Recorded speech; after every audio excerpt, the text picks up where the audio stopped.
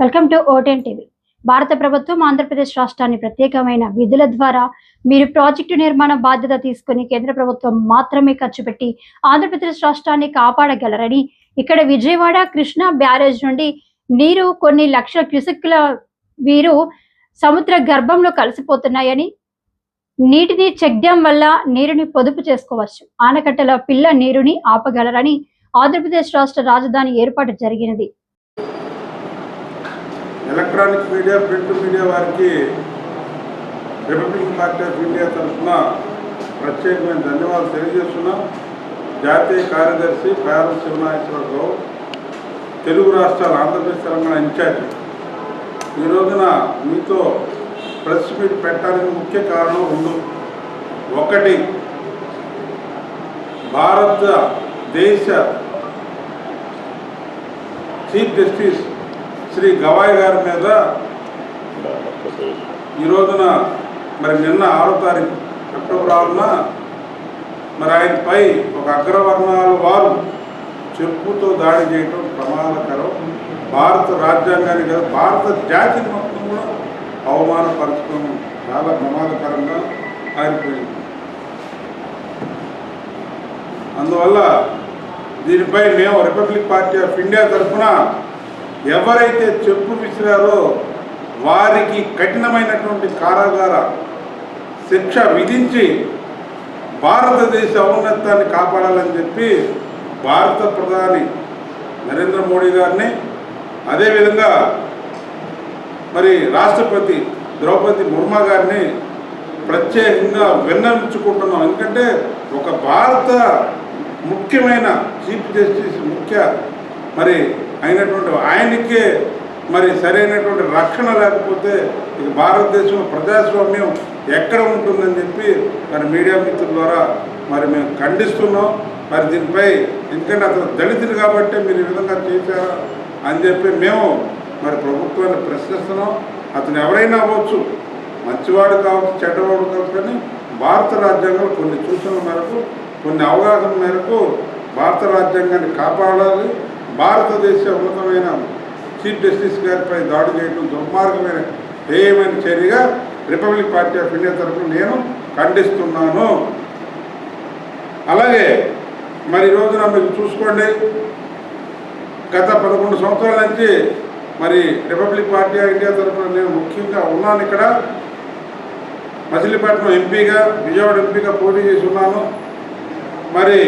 అప్పటి నుంచి కూడా నేను అమరావతి రాజధాని వచ్చింది, నీటి కొరత ఎక్కువగా ఉందని చెప్పి నేను ఎన్నోసార్లు ప్రధానమంత్రి గారు కానీ, గౌరవ ముఖ్యమంత్రి గారు శ్రీ నారా చంద్రబాబు నాయుడు కానీ, అదేవిధంగా శ్రీ జగన్మోహన్ రెడ్డి గారు కూడా ఎన్నో వినతి పత్రాలు కూడా ఇవ్వడం జరిగింది. ఎందుకంటే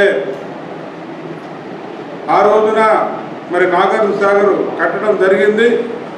ఆ రోజు చూసుకుంటే మన తెలంగాణ ఆంధ్రాలో కలిపి 2.5-3 కోట్ల మంది ఉన్నాం జనాభా. అప్పటి అప్పుడున్న పరిస్థితులు బట్టి అక్కడ నాగార్జున సాగర్ డ్యామ్ కట్టడం జరిగింది. చాలా సంతోషం. అది వాసిరెడ్డి విజయేంద్ర ప్రసాద్ గారు అని చెప్పి దాన్ని మాకు కట్టడం జరిగింది. ఆ రోజు మాకు గత 150 ఏళ్ల చరిత్ర చూసుకుంటే ఒక 3-4 సంవత్సరాలు వర్షాలు పడకపోవడం, రెండోది నీరు సరిగ్గా ప్రవహించకపోవడంతో కృష్ణా గుంటూరు జిల్లాలో రోజుకి 2-3 చనిపోవడం జరిగింది, ఆకలి మరణాలు. అప్పుడు ఈ వాసిరెడ్డి వంశం ప్రతి గ్రామానికి కొన్ని బస్తాలు పంపించి మధ్యాహ్నం భోజనం పెట్టి కొంతవరకు కాపాడటం జరిగింది. దీని పరిష్కార మార్గం ఏంటా అని చెప్పేసి నాగార్జున సాగర్ డ్యామ్ నిర్మాణం చేయడం జరిగింది. ఈ రోజున మనం చూసుకుంటున్నాం, ఆంధ్రప్రదేశ్ తెలంగాణ 2 ప్రభుత్వాలు ఈడిపోయి ఈ రోజుకి 11-12 సంవత్సరాలు అయిపోయింది. గౌరవ ముఖ్యమంత్రి గారు శ్రీ నారా చంద్రబాబు నాయుడు గారు పరిపాలన అద్భుతంగా ఉంది, కాదంట్లా, చాలా సంతోషం. ఇప్పుడు అన్నిటికీ కావాల్సింది ఒకటే, నీరు. నీరు లేకపోతే మనం ఏమీ చేయలేం. ఆయన రైల్వే ప్రాజెక్టులు అంటున్నారు, రెండోది హైటెక్ సిటీ అంటున్నారు, సాఫ్ట్వేర్ కంపెనీలు అంటున్నారు, రోడ్ల నిర్మాణం అంటున్నారు, బాగానే ఉంది. అయితే నీళ్లు లేకుండా మనం ఏం చేస్తాం ఒకసారి ఆలోచన చేయండి. అమరావతి రాజధానికి వచ్చింది, పరిశ్రమలు వస్తాయి, ప్రాజెక్టులు వస్తాయి, సాఫ్ట్వేర్ కంపెనీలు వస్తాయి, మరి చాలా వస్తాయి. వచ్చినప్పుడు మరి అప్పుడు 3 కోట్ల మంది ఉన్నటువంటి తెలంగాణ ఆంధ్ర రాష్ట్రం ఒక్క కృష్ణా జిల్లా గుంటూరు జిల్లాలో 3-4 కోట్ల మంది జనాలు అవుతారు. మరి వాళ్ళకి ఇచ్చే పరిస్థితి ఒకసారి మరి మీడియా మిత్రులు ఆలోచించాలని చెప్పి కోరుకుంటున్నా. అదేవిధంగా ఈ వచ్చే చెక్ డ్యాములు ఎలా ఉండాలంటే అక్కడ మనకి ఎక్కడైతే జగ్గపేట నుంచి మనకు పాయ వస్తుంది, అక్కడ నుండి ఒక ప్రాజెక్ట్ చెక్ డ్యామ్లో ఒక 10 కిలోమీటర్లు ఒకటి కట్టుకుంటా ఆ ఉన్న వాటర్ అయితే నిల్వ ఉంటుందో ఆ వాటర్ని చెరువులకు పండిస్తే చెరువులు కూడా భూసారం పెరిగి పవిత్రమైనటువంటి మన భూ సంరక్షణ కూడా బాగా ఉపయోగపడుతుంది. అలా చేసుకుంటూ వచ్చి మిగిలిన నీరు ఏదైతే ఉందో అప్పుడు మన సముద్ర గర్భంలో పంపించేసామనుకో, దానివల్ల కొంతవరకు ఈ వరదలు వచ్చినా కానీ కింద స్థాయి ఎవరైతే గ్రామాలు ఉన్నాయో అవి ముంపు గరి కాకుండా ఉంటాయి. దానివల్ల అంటే ప్రజా సంక్షేమం కూడా బాగుంటుంది. అట్లాగే ఇంకొకటి కూడా ఇక్కడ మనకి ఏంటంటే మీకు చెన్నై ఉంది, మన తమిళనాడు తెలుగు వాటర్ ఇక్కడ కృష్ణా నది వాటర్ తాగుతున్నారు.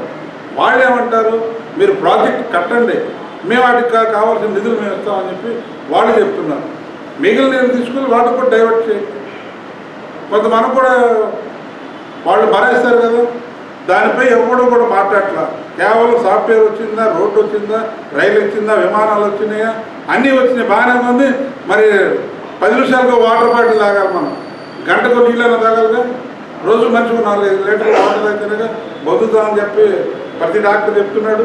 మరి ఆ నీళ్ళే లేకపోతే ఏం చేస్తారు? రేపు పొద్దున ఉండని కాపాడండి. ప్రజా సంక్షేమం ఏదైనా ఉంటే దీని మీద ఉంటుంది.